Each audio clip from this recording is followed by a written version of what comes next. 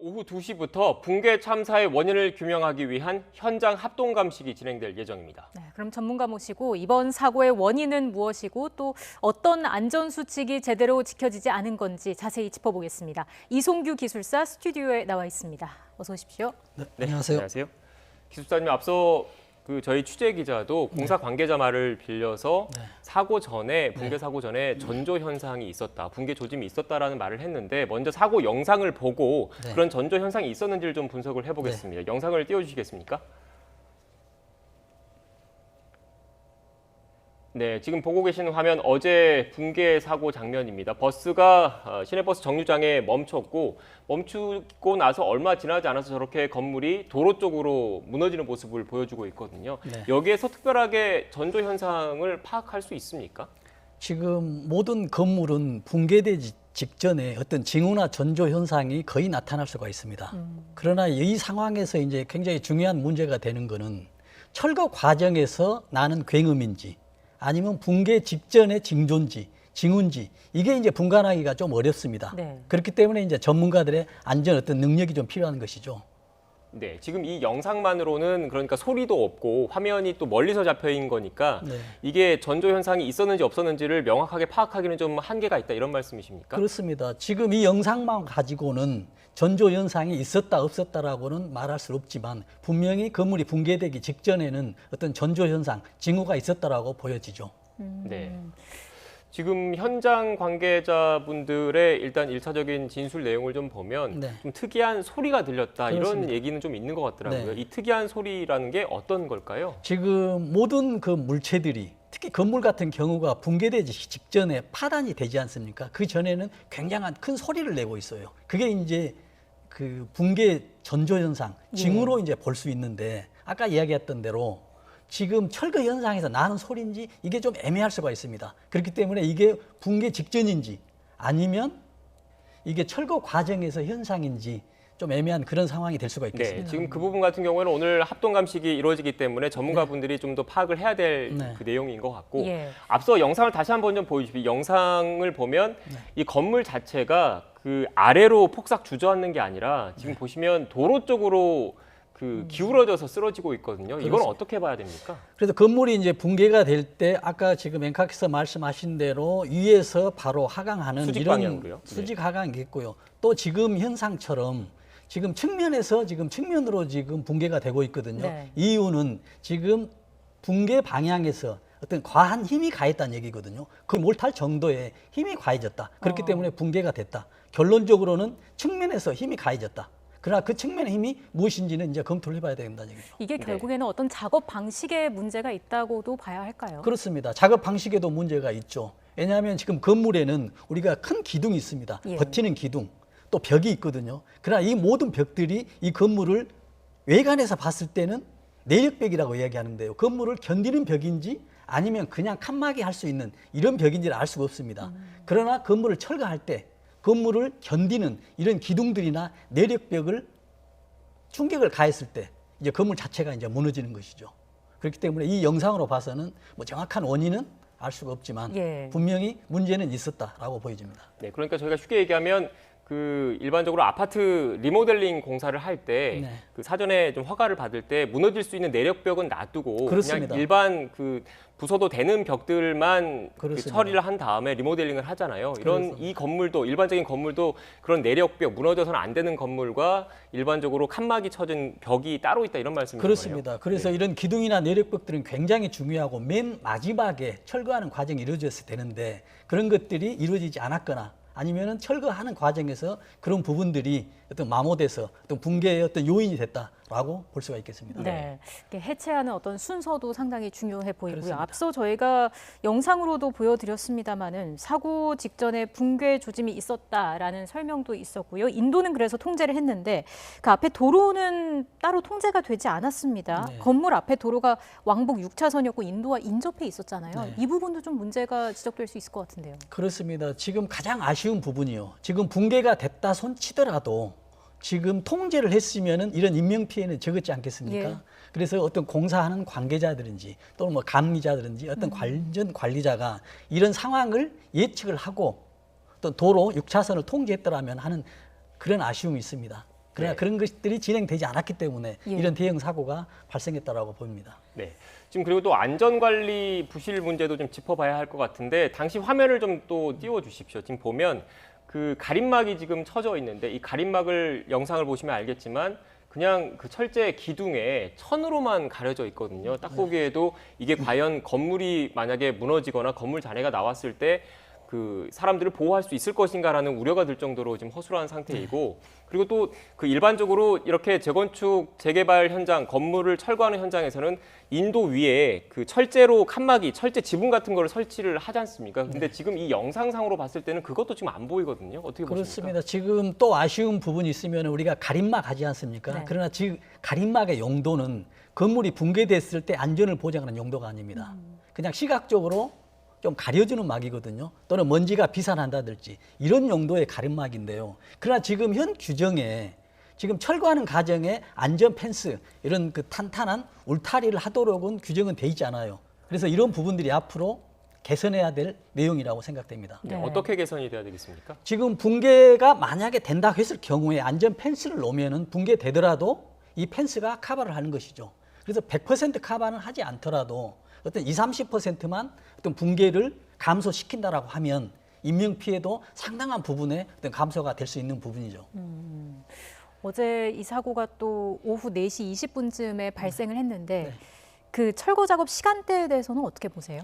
그러니까요, 지금 통행량이 많은 시간대에 지금 붕괴가 났거든요. 그래서 어떤 안전 관리자나 감리 또 우리가 철거하기 전에 지금 지자체에 철거 허가 신청들을 하거든요. 그러면은 시간대나 이런 또 철거 절차도 순서대들을 제출하는데 그런 계획대로 잘 돼 있는지 아니면 뭐 계획대로 했는데 어떤 다른 부분들 여러 가지 이유가 볼 수가 있죠. 그래서 안전 관리자 측면에서 보면은 차량 통행이 많았다. 그러면 당연히 철거를 중지하든지 아니면 불가피하게 철거를 해야 된다라고 하면은 통행을 통제하든지 둘 중에 하나는 했어야 된다라고 생각하고 있습니다. 네, 지금 앞서 기술사님께서 말씀을 해주셨고 그래픽으로 나갔는데 이게 지금 5층짜리 건물이기 때문에 지자체의 허가 대상이란 말씀인 거죠. 철거 작업 자체가. 그렇다면 그렇습니다. 앞으로 경찰 수사 과정에서도 이 허가 과정이 제대로 됐는지 그리고 그 이후에 관리 감독이 제대로 됐는지도 확인을 해봐야 될 것 같네요. 그렇습니다. 지금 허가할 때 3층 이상의 모든 건물에 대해서는 철거 작업을 할 때 지자체 허가를 받게 돼 있습니다. 그러면 지자체에서는 어떤 걸 허가를 하냐면 지금 철거 과정에서 어떤 계획도대로 어떤 시간대별로 잘 진행이 돼서 안전하게 될 것이라는 하에서 승인을 하게 됩니다. 그러면 그 승인 하에서 공사 관리자, 현장 작업 소장은 작업대로 하고요. 또 허가 사항에 대해서는 그 공사를 어떻게 하는지 감독 관리하는 감리자가 필수적으로 상주하게 돼 있습니다. 그러나 이런 것들이 좀 부실했거나 아니면 철거 과정에서 철거 계획대가 좀 부실했는지 계획도는 잘 돼 있는데 계획대로 진행이 안 돼 있는지 몇 가지 원인으로 볼 수가 있겠습니다. 네, 지금 조금 전에 현장 감리자 그러니까 관리 감독을 할 사람이 꼭 필요하다고 말씀하셨는데 앞서 저희가 전해드렸던 것처럼 사고 당시에 현장 감리자가 없었던 것으로 지금 알려지고 있거든요. 이 부분은 어떻게 봐야 됩니까? 만약에 지금 이 3층 이상은 허가를 받아야 됩니다. 근데 그 허가를 받는 조건 하에서는 분명히 공사, 철거 감리자가 있어야 되거든요. 그러는데 이 중요한 시기에 없었다라고 가정하면 굉장히 어떤 부실, 어떤 과실로 보여집니다. 네, 일단 지금 총체적으로 지금 여러 부실 정황이 현재까지 좀 드러나 있는 거고 물론 수사당국 그리고 합동 감시 결과를 좀 지켜봐야 하겠지만 이렇게 그 철거 공사 현장의 사고가 끊이지 않고 계속 반복되고 있지 않습니까? 2년 전에 그런 그 서초구 잠원동에서 발생한 사고도 비슷한 사례인 거죠? 그렇습니다. 똑같은 사고입니다. 그래서 이걸 개선해 보고자 정부와 국회에서는 법을 작년에 제정을 했어요. 그래서 시행을 하고 있습니다. 그러나 열심히 노력은 하고 있는데 결과는 똑같아요. 어떤 내용이 지금 강화가 지금 됩니까? 뭐 철거 감리 계획서 이런 상조 인원들 굉장히 강화되고 있어요. 그래서 지자체에서도 어떤 계속적으로 안전 관리를 하도록 돼 있지만 그러나 똑같습니다. 그래서 제도는 개선이 된 듯 보여집니다. 열심히 노력해서 그러나 결과적으로 보면 뭐 결과는 똑같다. 이게 우리 대한민국의 그래서 건설 현장의 현 주소라고 보면 되겠습니다. 왜 그런 걸까요? 이게 지금 우리 대한민국의 OECD 37개국에서 사고율, 산업재해율 1, 2위를 다투고 있습니다. 우리 대한민국이요. 경제는 성장하고 있습니다. 그러나 이런 안전사고, 이런 산업재해율은 끊임없이 지금 성장하고 있는데 이런 것들은 고질적인 문제, 어떤 제도만 가지고 되지 않고요. 우리 국민들도 협력하고 제도도 개선이 되고 정부도 앞중되고 모든 것들이 혼연일체가 돼야만이 그동안에 쌓여있던 안전에 대한 고질병들이 조금씩 개선되지 않을까라는 그런 생각을 꼭 해봅니다. 네, 지금 기술사님 말씀 들어보면 제도는 강화됐고 제도는 마련돼 있는데 정작 이게 현장에서 실천이 안 되다 보면 이런 사고가 끊임없이 반복될 수밖에 없다라는 말씀이신 것 같은데 앞으로 앞서 이 사건에 대해서 좀 원인과 관련해 조금 더 다시 되돌이켜 보면 지금 5층짜리 건물인데 그 건물 높이와 비슷한 높이의 토산을 쌓아서 그 토산에서 포크레인이 올라가서 철거 작업을 했다고 하더라고요. 이게 옳은 방식입니까? 그렇습니다. 지금 일단 포크레인이 가장 상부층을 올라가면서 상부층부터 철거를 해야 됩니다. 그러면 이 포크레인이 이 굴착기가 올라가야 되잖아요. 그럼 올라갈 때 아까 지금 앵카키사 말씀하신 대로 벽에 지금 길을 만드는 겁니다.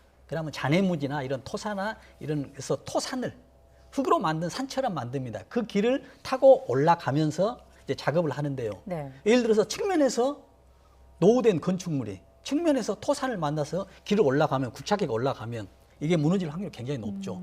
지금 이 재건축에서 한다는 얘기는 이 건물들이 수명이 다 됐다는 얘기 아닙니까? 그럼에도 불구하고 지금 올라가야 돼요. 그래서 올라갈 때 기술적으로 약하다. 그러면은 보강대를 설치해야 되겠죠. 뭐 반대면에다 아니면은 또 뭐 상하로. 그러나 그런 것들이 부족했기 때문에 했고요. 또 만약에 올라간 이후에 건물이 붕괴가 됐다 하면 철거 과정에서 지금 한쪽으로 편심이 돼 있다거나 어떤 분명한 어떤 그 편심하중 건물에 견디기 힘든 어떤 힘이 가중됐다라고 그렇게 보여집니다. 네, 지금 기술사님 말씀을 좀 정리를 해보면 앞선 영상에서 보면 도로 쪽으로 기울어졌지 않습니까? 한쪽으로. 그런데 토산은 쌓여져 있었고 건물은 노후화돼 있었고. 그렇습니다. 그러니까 그 건물의 한쪽 면으로 뭐 흙의 무게라든지 아니면 지지대가 제대로 설치가 안 돼 있었다든지 이런 여러 요인이 복합적으로 작용했을 가능성이 있다라는 말씀이신 건가요? 네. 그래서 또 이번에 굉장히 또 아쉬운 거는 지금 건물이 무너질 때 도로 측면으로 무너지지 않습니까? 그렇다는 얘기는 지금 도로 반대면에서 작업을 하든가 무슨 힘이 가했다는 얘기거든요. 그래서 아쉬운 거는 지금 앞으로도 꼭 이런 지금 철거나 재건축 이런 게 많이 이루어지지 않습니까? 그러면 작업하는 방향이 도로 측면에서 건설 현장 쪽으로 작업을 했었더라면 무너지더라도 이런 인명피해는 발생하지 않았을 거거든요. 이러한 내용들이 철거 어떤 계획도 순서대로 다 나와 있어야 됩니다. 그러나 어떤 부실했거나 아니면은 그 계획대로 안 했거나 이런 그 요인들이 될 수 있는 것이죠. 이게 물론 뭐 원인은 계속 좀 지켜봐야겠습니다만은 과실이 있었을 수도 있고요. 절차대로 안 했을 가능성도 있는데 절차대로 안 했다면은 이거는 작업을 좀 빨리 끝내려고 하다 보니까 이렇게 되는 사례가 좀 있는 그렇습니다. 건가요? 절차대로 안 했다는 얘기는 지금 공사 단축 이걸 위해서 절차를 안 했거나 신속하게 하기 위해서요. 또 하나는 그 작업자들의 어떤 그 안전에 대한 어떤 의식이나 인식이 낮기 때문에 어떤 작업하는 순서를 좀 줄이면서 간략하게 했지 않았냐라고도 할 수 있거든요. 그래서 그런 어떤 그 작업자들의 어떤 그 품질 문제 이런 것들도 굉장히 중요한 요소가 될 수 있죠. 네. 지금 마지막으로 하나 더 좀 여쭤보고 싶은 게 이게 뭐 비단 광주뿐만 아니라 전국 곳곳에서 재건축 재개발 사업이 앞으로도 꾸준히 일어날 것이고 그리고 이 재건축 재개발이라는 게 결국 도심에서 이루어진 경우가 많기 때문에 인도와 그리고 도로와 인접한 곳에 건물이 있을 경우가 많거든요. 앞서 기술사님께서 잠깐 그러니까 공사 현장 쪽으로 무너지더라도 무너질 수 있게 이런 공사 철거 방향을 좀 설정을 해야 된다고 말씀하셨는데 지금 일선 도심에서는 그걸 그렇게 할 경우에 도로나 인도가 가로막힐 경우가 많기 때문에 현실적으로 좀 어려운 부분이 좀 있는 것 같아요. 어떻게 대안을 좀 마련해야겠습니까? 그래서 이제 둘 중에 하나입니다. 지금 우리가 어떤 통행을 줄이면서 좀 어떤 피해를 감수하더라도 안전하게 할 방법인가? 아니면 좀 그 서로 뭐 하면서 있잖아요. 좀 그 완충하면서. 그래서 반대면에서 하는 것보다도 도로 방향에서 할 수도 있는 것이죠. 그래서 경우에는 무너지더라도 도로 같은 평행면으로 무너지기 때문에 더 약하다라는 것들을 우리가 그 예시되면서 예측되면서 할 수 있는 그런 상황들이 되는 것이죠. 지금 이렇게 도로 방향 그리고 공사 인도나 도로를 어떻게 보면 통행을 좀 제한하는 거잖아요. 이렇게 네. 하기 위해서는 제도적인 뭐 대책도 필요할 것 같은데 이런 논의도 좀 전반적으로 필요하다는 말씀이신 건가요? 그렇습니다. 지금 제도 개선이 이제 가장 필요하죠. 그래서 앞으로 지금 맹각께서 말씀하셨지만은 뭐 대도시 특히 서울 뭐 지자체 광역시에서는 지금 앞으로 계속 이런 상황이 벌어지는데 지금 철거 현장에 도로 있는 곳에서는 아까 이야기한 대로 가림막이 아닌 어떤 안전 울타리, 안전 펜스를 엄격하게 설치해야 되고요. 또 하나는 지금 우리가 고질적인 건설업의 어떤 병폐가 하나 있습니다. 네. 어떤 다단계식 어떤 하청 업체들 가면 갈수록 작업자들이나 비용이나 품질이 떨어지기 때문에 작업자들의 품질이 떨어지고 비용도 떨어지기 때문에 결과적으로 작업에 대한 품질도 떨어져서 안전사고 요인이 될 수 있다라고 해서 이런 것도 개선이 꼭 필요하다고 생각합니다. 네, 지금 조금 전에 이런 건설 현장의 하도급 구조, 다단계 하도급 구조에 대해서 말씀을 하셨는데 실제로 그런 하도급 구조가 공사의 품질에도 영향을 많이 미치고 있습니까? 굉장히 아주 지대한 영향을 미치죠. 지금 공사 금액이 100으로 일단 물량을 계약을 했다라고 하면 다음 하청업체는 80으로 비용이 가고 있습니다. 네. 그 다음은 60입니다. 그러면 고품질의 인력들이 100에는 있었지만은 80, 60에서는 낫지 않거든요. 그래서 현장에 보면은 외국인 근로자나 단순 근로자들, 특히 제가 어제도 방송에 출연했지 않습니까? 그러니까는 저희가 제보가 들어왔습니다. 지금 현장에서는 지금 중소기업 그 작업자에 대해서들은 어떤 계약직이나 이런 것들로 인해서 굉장히 과로하고 지금 안전관리자를 앞으로 해야 될지 안 할지 이런 고민도 있다라는 저한테 오늘 연락도 오고 그런 상황이 있었습니다. 네, 알겠습니다. 일단 광주 철거 건물 붕괴와 관련한 여러 이야기들 그리고 또 제도 개선 방안의 필요성에 대해서 이송규 기술사와 함께 나눴습니다. 오늘 말씀 고맙습니다. 고맙습니다.